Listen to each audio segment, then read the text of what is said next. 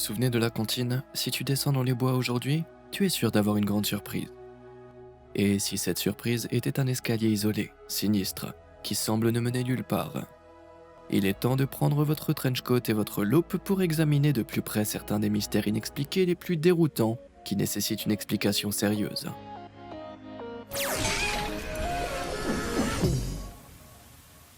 Escalier dans les bois. Récemment, Internet a été envahi par des rapports faisant état d'observations très étranges dans les forêts nationales du monde entier. Et je ne parle pas du genre animal. Tout a commencé par un fil de discussion Reddit, vieux de 5 ans, qui a publié dans la communauté No Sleep.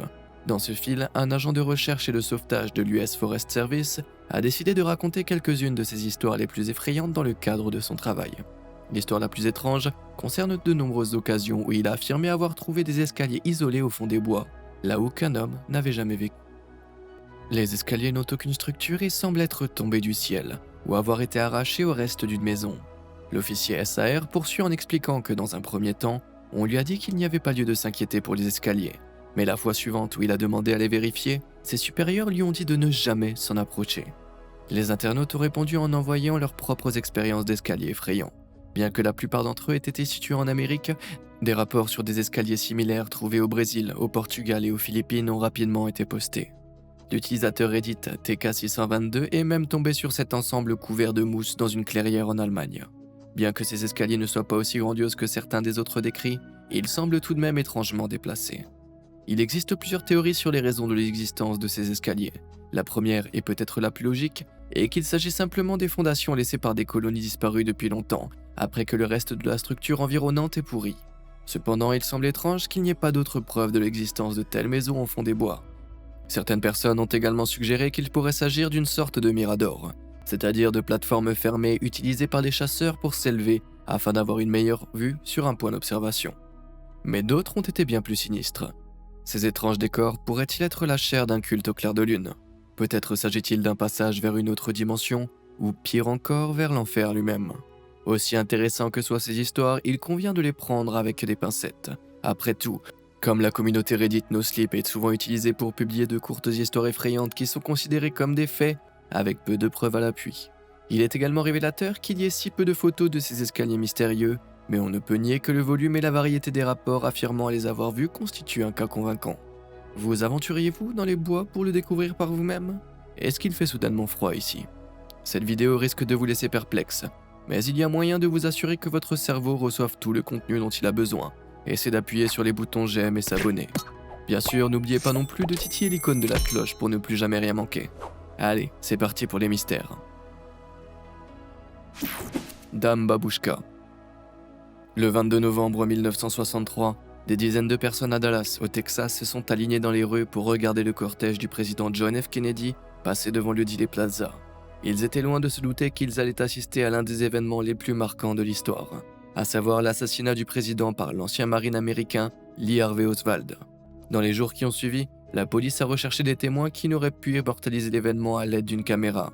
Bien que l'identité de la plupart des personnes présentes était rapidement connue, l'enquête a révélé que pratiquement personne n'avait vu ce qu'il s'était passé. Même les personnes munies d'un appareil photo l'avaient braqué sur le président. Mais il y avait une personne particulièrement intéressante, la Dame Babouchka. Surnommée ainsi parce qu'elle portait un foulard de style russe. Elle se tenait sur l'herbe entre Elm Street et Main Street et photographiait le moment où le coup de feu fatal a été tiré. La police a immédiatement publié un bulletin demandant des informations à cet inconnu. Aujourd'hui, près de 60 ans plus tard, nous n'avons toujours aucune idée de son identité, ni des images qu'elle a pu prendre des événements de cette journée. Alors que savons-nous? Un certain nombre de passants ont pris des photos et des vidéos de la journée, et Dame Babouchka apparaît sur quelques-unes d'entre elles. Sur le film granuleux de Mary Muchmore, une habitante de Dallas, on la voit debout derrière Charles Brem et son fils de 5 ans, Joe. On voit que de dos, elle porte un manteau beige et se tient debout, les bras levés vers son visage. Dans une autre vidéo prise par un facteur américain, Mark Bell, après les coups de feu, on peut voir la Dame Babouchka à nouveau dos à la caméra, mais cette fois-ci, elle s'est approchée de la rue et se tient en face d'un monticule de gazon. Curieusement, elle reste debout alors que les autres autour d'elle courent se mettre à l'abri ou s'assoient par terre en état de choc. Le film de Zapruder, sans doute la plus célèbre vidéo citoyenne, offre une vue frontale de Dame Babouchka, mais sa caméra obscurcit encore davantage son visage déjà flou.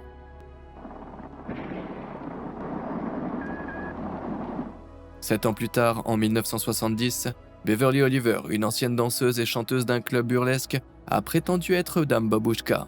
Elle a déclaré avoir filmé l'intégralité de l'assassinat avec une caméra Yashica Super 8, mais que 2 agents du FBI l'ont saisie avant qu'elle ne puisse la faire développer.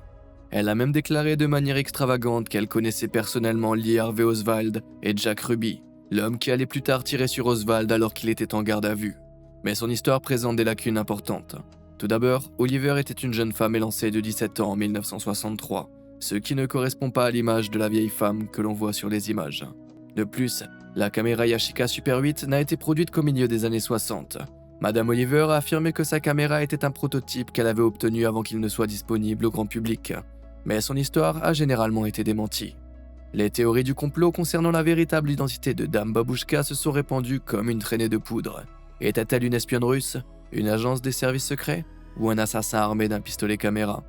Certains ont même supposé qu'il s'agissait d'un homme travesti, citant sous sa posture large qui semblait être pour une femme de l'époque. Mais comme elle ne s'est jamais manifestée pour dire aux forces de l'ordre ce qu'elle avait vu ce jour-là, nous ne saurons peut-être jamais qui était Dame Babushka. Ange gardien. Beaucoup de gens croient que quelqu'un veille sur eux et les guide dans la vie.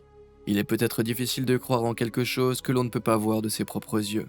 Mais après avoir vu ce clip époustouflant, vous y réfléchirez peut-être à 2 fois.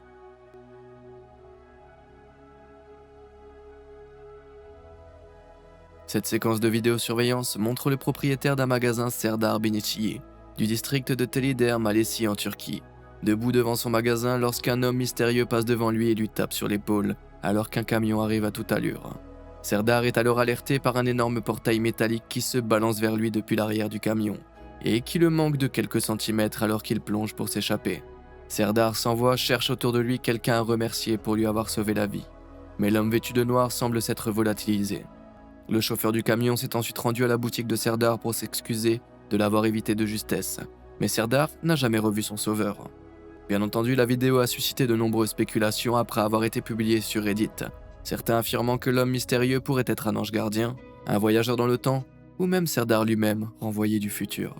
Les partisans de la théorie de l'ange gardien soulignent l'attitude décontractée de l'homme mystérieux, et le fait qu'il ne pouvait pas savoir que le portail métallique allait être libéré de la camionnette quelques secondes plus tard.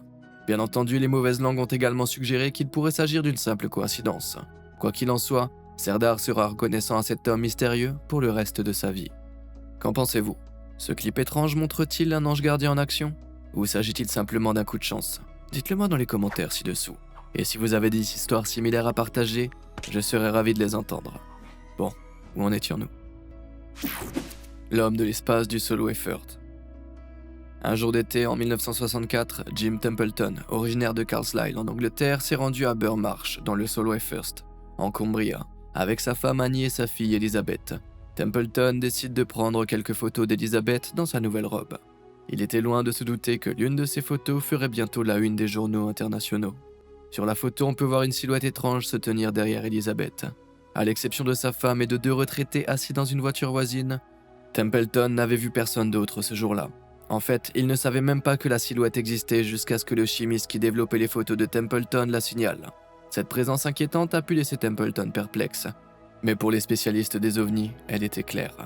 Une combinaison blanche, un casque, une visière sombre, Mr. Templeton avait photographié un homme de l'espace. M. Templeton a présenté la photo à la police de Carlisle, qui a affirmé qu'elle ne sortait pas de l'ordinaire. En fait, la société de pellicule Kodak a dit exactement la même chose et a même offert une récompense à quiconque prouverait que la photo était truquée. Une récompense qui n'a jamais été réclamée. La photo a provoqué une tempête médiatique et a fait la une des journaux du monde entier. Mais la tournure la plus étrange des événements a été en lien avec le lancement prévu d'un missile Blue Streak à Woomera en Australie méridionale. 2 jours seulement après la prise de la photo de Templeton, l'essai du missile a été annulé par des techniciens qui ont déclaré avoir vu des hommes dans le champ de tir.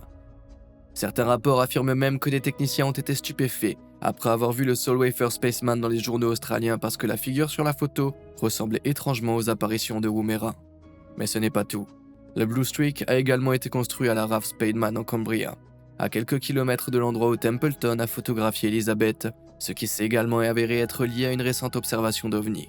Comme il n'existe aucune preuve photographique de l'observation du champ de tir, ces coïncidences sont difficiles à prouver, mais sont-elles trop étranges pour être ignorées? Certains, comme Sarah Spellman, présidente de l'association for the Scientific Study of Anomalous Phenomena, suggèrent que l'homme de l'espace de Solo Effort a finalement touché une corde sensible avec les thèmes de l'époque et une partie de l'histoire des ovnis des années 50 et 60. Sur une autre photo de la journée, vous pouvez voir l'épouse de Templeton à la droite d'Elizabeth. D'autres ont émis l'hypothèse qu'elle était peut-être passée à l'arrière-plan de la photo. Si elle s'était tenue debout dos à l'appareil photo, la photo surexposée aurait pu rendre sa robe bleue blanche et ses cheveux sombres. Peut-être Templeton ne l'a-t-il pas remarqué à ce moment-là parce que le viseur de l'appareil photo qu'il utilisait ne permettait de voir qu'environ 70% de ce qui se trouvait sur la photo. Quoi qu'il en soit, sans aucune preuve, nous ne saurons peut-être jamais qui ou quoi Jim Templeton a photographié ce jour-là. Le cratère Patomisky. Caché dans les profondeurs de la forêt sibérienne, un mont sombre et lugubre domine un paysage d'un vert éclatant, connu sous le nom de Patomisky Crater. Ce gigantesque rocher en forme de haut-parleur, mesurant environ 30 mètres de haut et près de 30 mètres de large, est certainement un spectacle étrange à voir dans la taïga reculée du nord de la région d'Irkoutsk. Mais qu'est-ce que c'est au juste ? Pendant longtemps, les scientifiques n'en ont eu aucune idée, et ils ont toujours plus de questions et que de réponses. Jusqu'en 1949, il n'était connu que des habitants de la région qui l'appelaient le nid d'aigle de feu. Ils le croyaient mauvais et l'évitaient à tout prix, citant des histoires de personnes et même d'animaux qui avaient osé s'aventurer trop près du cratère et qui avaient disparu dans des circonstances mystérieuses. Le géologue russe Vadim Kolpakov a été le premier à étudier le cratère en 1949. Il ressemblait à un volcan mais avec une étrange cavité en forme de dône semi-circulaire au centre. Plus étrange encore, aucun arbre ne poussait sur les pentes ou sur le cratère. Au début, il se demandait s'il s'agissait d'une mine géante ou même d'un artefact archéologique, mais il écartait rapidement ses idées en raison de la densité de la région et du fait que les populations d'Evenk et Yakoutes locales ne pouvaient pas construire de pyramides de pierre comme les Égyptiens de l'Antiquité. Après son expédition, Kolpakov conclut que le cratère avait probablement été formé par un morceau de roche spatiale qui s'était détaché du célèbre météore de Tunguska, qui a explosé au-dessus de la région de Krasnoïarsk en 1908. Mais ce n'était qu'une supposition. À mesure que le cratère attirait l'attention, les théories tentant d'expliquer son existence se sont multipliées. De l'atterrissage d'un ovni à la chute d'un morceau d'étoile à neutrons sur la Terre, en 2005, une nouvelle enquête d'envergure dirigée par le géologue expérimenté Eugeni Vorobiev a été lancée. Mais alors que l'équipe s'approchait du cratère, Vorobiev s'est effondré et est mort subitement d'une crise cardiaque. Des études ultérieures menées en 2006, 2008 et 2010 ont permis de recueillir du matériel sur le site, montrant que le cratère s'est formé il y a 500 ans, bien avant l'événement de la Tunguska. Finalement, les scientifiques ont abandonné la théorie météorique au profit de l'idée que le cratère est une sorte de formation géologique. Ils ont suggéré que le mont pouvait avoir été formé par des fluides tels que l'hydrogène libéré sous terre par un volcan à gaz. Mais l'analyse des cernes à l'intérieur des arbres poussant à proximité du site a également montré des preuves d'une période de la croissance accélérée non naturelle, comme celle observée dans les forêts autour de Tchernobyl à la suite de la catastrophe nucléaire. Cela a donné lieu à d'autres spéculations sur l'existence d'une centrale nucléaire souterraine, cachée ou même d'ovnis enfouis avec du combustible nucléaire à bord. Pour l'instant, le cratère Patomisky reste un mystère, mais au moins nous pouvons tous le rayer de nos listes de voyage. Annabelle. Si vous êtes un véritable fan d'horreur, le nom Annabelle devrait suffire à vous faire frissonner. Annabelle est la poupée hantée qui terrorise les enquêteurs paranormaux Ed et Lorraine Warren, dans la franchise de Conjuring et les 3 films dérivés Annabelle qui ont suivi. Et si je vous disais qu'Annabelle n'est pas une simple œuvre de fiction? La véritable poupée Annabelle se trouve au musée occulte Warren, dans la maison d'Elizabeth Monroe dans le Connecticut, où elle est enfermée fermement dans une boîte en verre. Alors que la poupée du film est une effrayante poupée de porcelaine aux cheveux longs, la vraie est une poupée classique Raggedy Ann, d'apparence ordinaire avec du fil rouge en guise de cheveux. Mais ne vous y trompez pas, comme l'a dit Lorraine Warren, ce n'est pas d'apparence de la poupée qui la rend effrayante, c'est ce qui a été infusé dans la poupée, le mal. Jusqu'à sa mort en 2019, Lorraine Warren a affirmé qu'il ne fallait pas toucher à la poupée Annabelle. En fait, il y a même un message avertissant les gens de ne pas toucher la boîte d'exposition d'Annabelle. Selon les Warren, un homme qui visitait le musée avec sa femme a été prié de quitter le musée après avoir tapé de manière moqueuse sur l'armoire en verre. Sur le chemin du retour, l'homme a perdu le contrôle de sa moto et s'est écrasé contre un arbre, mettant fin à ses jours. Ed Warren a même affirmé que le volant et les freins de la voiture qu'il conduisait étaient mystérieusement tombés en panne, alors qu'il transportait la poupée hantée au musée. En l'absence de rapports détaillés étayant ces affirmations, d'aucuns pourraient dire qu'il ne s'agit que d'une supercherie. Mais si l'on en croit les Warren, cette poupée d'apparence innocente pourrait bien abriter un esprit maléfique et vengeur. L'histoire réelle d'Annabelle aurait commencé en 1970, lorsqu'une infirmière de 28 ans a reçu la poupée en cadeau d'anniversaire de la part de sa mère. Elle n'en a d'abord rien pensé, mais les choses n'ont pas tardé à prendre une tournure sinistre. Elle retrouvait la poupée dans des positions bizarres, ou remarquait des morceaux de papier parchemin sur le sol sortant des messages inquiétants tels que « Aidez-moi ». Les filles se sont adressées à un médium, et lors d'une séance de spiritisme, elles ont rencontré l'esprit d'Annabelle Higgins, une fillette de 7 ans qui vivait autrefois dans la propriété. Annabelle a dit aux deux filles qu'elle voulait juste être aimée, et elles l'ont donc autorisée à entrer dans la poupée, ce qui est certainement la première chose à faire lorsqu'on a affaire à des esprits malveillants. Les choses n'ont fait qu'empirer à partir de là, jusqu'à ce que les Warren vendent l'affaire et prennent possession de la poupée après avoir déterminé qu'elle était manipulée par un esprit inhumain. Plus effrayant encore, en août 2020, plusieurs rumeurs ont circulé en ligne, affirmant qu'Annabelle s'était échappée de son armoire en pleine nuit. Heureusement, ces rumeurs ont pris fin lorsque Tony Spera, le gendre d'Ed et Lorraine, a confirmé qu'Annabelle était saine et sauve au musée. Annabelle's here in all her infamous glory. She never left the museum. Je ne sais pas ce qu'il en est pour vous, mais c'est une poupée mystérieuse avec laquelle je ne voudrais vraiment pas me frotter. Nuage de la gloire du matin. Le monde est plein de choses que nous ne pouvons pas entièrement comprendre, et les Morning Glory Clouds, nuages de gloire du matin, du nord de l'Australie en font partie. Chaque année, vers les mois de septembre, des vagues de ce spectaculaire nuage roulant commencent à se former dans le ciel de Buckerton en Australie. Un phénomène connu depuis longtemps sous le nom de Kangelogi par les anciens aborigènes. Ces formations tubulaires peuvent atteindre jusqu'à 1000 km de long et 2 km de haut et se déplacer à des vitesses allant jusqu'à 60 km/h. Les motoplaneurs s'approchant souvent des nuages coupent leurs moteurs et flottent le long et au-dessus des bords extérieurs, parcourant parfois plus de 500 miles avant d'atterrir. Étrangement, lorsque ces nuages passent au-dessus de votre tête, les conditions au sol deviennent calmes et silencieuses. Ces formations nuageuses uniques sont connues pour apparaître dans d'autres parties du monde, comme celle-ci au-dessus du lac Michigan, mais pas de façon aussi régulière et prévisible que dans cette partie de l'Australie. Mais qu'est-ce que c'est et pourquoi se forme-t-il ? Bien qu'il ait fait l'objet d'études approfondies, le nuage Morning Glory reste un mystère. Comme leur nom l'indique, les nuages roulants, des formations de basse altitude qui peuvent accompagner les orages ou se former à partir de brises de mer, roulent le long d'un axe central. Bien qu'ils puissent se développer seuls, ils apparaissent le plus souvent par vagues successives, pouvant aller jusqu'à 10 comme d'énormes cordes tendues à travers le paysage. Nous savons ce qu'ils sont, mais personne ne sait vraiment pourquoi ils se forment, surtout dans une zone aussi spécifique. Dans le nord de l'Australie, la théorie la plus répandue est que la combinaison unique de la terre et de la mer étant responsable de l'apparition régulière du phénomène. Les brises qui frappaient des deux côtés de la péninsule de Cape York et à l'est du Golfe créent une première ligne de nuages. Mais lorsque l'air froid de la nuit descend, il heurte une couche d'inversion chaude au-dessus de l'eau et s'enfonce sous elle, créant ainsi un motif ondulant. L'air humide du matin forme les nuages qui durent jusqu'à ce que la journée se réchauffe et que la couche d'inversion disparaisse. Bien que cela semble être un pari assez sûr, personne n'a encore trouvé la cause exacte de ces nuages tout à fait bizarres, en particulier en dehors de l'Australie. Tout ce que je sais, c'est que le cloud surfing semble super amusant. Hipster voyageur dans le temps.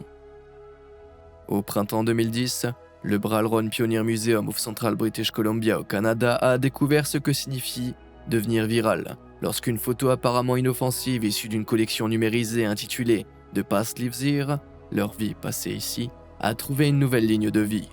La photo prise par un photographe involontaire en 1941 est un cliché pris à l'occasion de la réouverture du pont de South Forks dans la communauté minière voisine du Gold Bridge, après qu'il ait été emporté par inondation l'année précédente. Un groupe de spectateurs est visible sur la photo, mais un homme se distingue des autres. Il porte des lunettes de soleil, un maillot et un appareil photo contemporain autour de son cou. Son style hipster incomparable, qui semble bien en avance sur son temps, a fait exploser la photo sur les réseaux sociaux, et les photographes férus d'internet se sont empressés d'élucider le mystère. Ce gentleman élégant du XXIe siècle avait-il trouvé le moyen de voyager dans le temps ? Bien entendu, de nombreuses personnes ayant découvert l'image sur les réseaux sociaux ont rapidement déclaré qu'il s'agissait d'un travail de Photoshop, ce qui était facile à supposer jusqu'à ce que vous considériez qu'elle provient d'une véritable collection de musées qui a été mise à disposition du public pour la première fois en 2004. Bien qu'il soit impossible de savoir qui est l'homme anonyme, les tentatives de réfuter la théorie du voyageur du temps se sont concentrées sur sa tenue vestimentaire. Certains ont affirmé que les articles figurant sur la photo, tels que le t-shirt portant le logo, les lunettes de soleil enveloppantes et l'appareil photo portable, étaient en fait facilement disponibles dans les années 40, mais qu'ils n'étaient pas courants. Par exemple, son t-shirt porte le logo de l'équipe de hockey Montreal Maroons, qui a joué dans la NHL de 1924 à 1938. Quant à l'appareil photo, Kodak a fabriqué plusieurs appareils portables qui étaient disponibles en 1941. Bien qu'il soit difficile de dire exactement quel type d'appareil il tient, son style de lunettes en revanche n'était certainement pas très répandu à l'époque.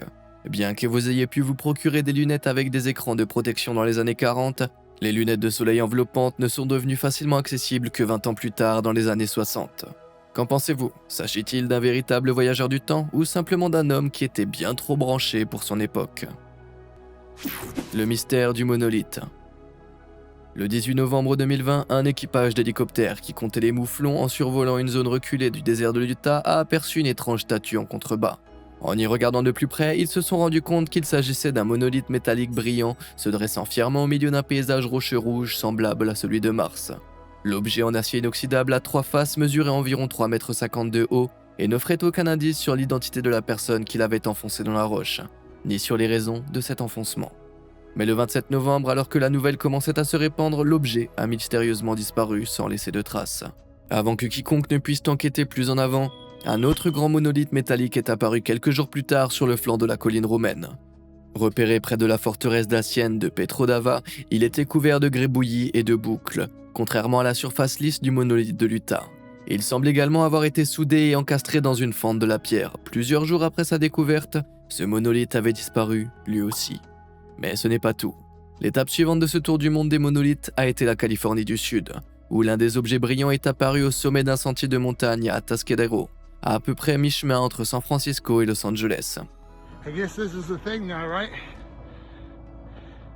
So, be prepared to see these everywhere. Jusqu'à ce que, vous l'aurez deviné, ils disparaissent. Le premier week-end de décembre, des promeneurs ont repéré un monolithe de verre éphémère sur une plage de l'île de Wick, au Royaume-Uni.